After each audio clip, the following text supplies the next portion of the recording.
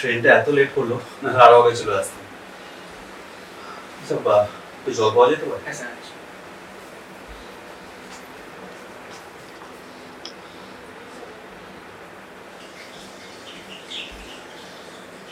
Sir আপনার জলটা।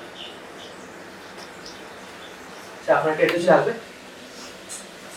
আচ্ছা স্যার, রুম ফ্রেশনারটা এনে দিচ্ছি।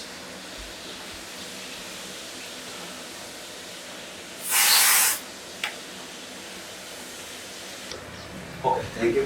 ওয়েলকাম।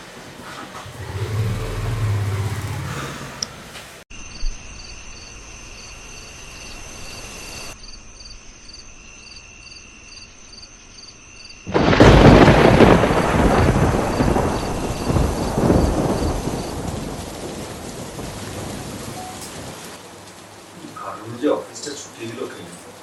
গাদা গাদা মেল পাঠাচ্ছে শুধু। এর চেয়ে বরং মনে হয় অফিসে থাকলে ভালো। আসবো স্যার? হ্যাঁ অবশ্যই, আসুন আসুন আসুন। বসুন। আর বলবেন না, বাইরে এত বৃষ্টি, কোথাও আর ঘুরতে যেতে পারবো না, তাই ভাবলাম আপনাকে ডেকে দিই।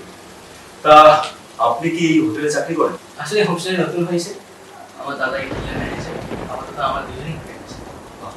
খুব ভালো খবর। এই দেখুন, এতক্ষণ ধরে কথা বলছি, আপনার নামটাই জানা হলো না। আরে না না, ঠিক আছে, আমার নাম অভিদীপ। আমার নাম শতদ্রু রয় চৌধুরী। আমি একটা কলকাতায় এমএনসি তে আছি। বাহ, বেশ বেশ ভালো। তার কদিনের ছুটিতে এসেছেন? প্রায় 1 সপ্তাহ। আচ্ছা, এইসব হোটেলে নাকি বিভিন্ন রকম ভৌতিক ঘটনা ঘটে। তা আপনাদের এখানে কি এরকম কিছু ব্যাপার আছে? আহ, আমাদের এখানে ঠিক না, তবে আমাদের এখানে বলতে পারে।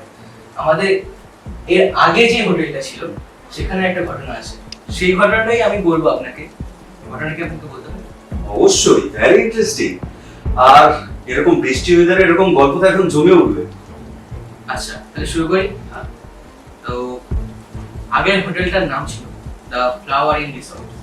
সেখানে 105 নম্বর রুমে একজন কাপল থাকতে আছে। সেইবারেও এরকম বৃষ্টি হচ্ছিল, হোটেলে বোর্ডার ছিল না বললেই চলে। তো 3-4 দিন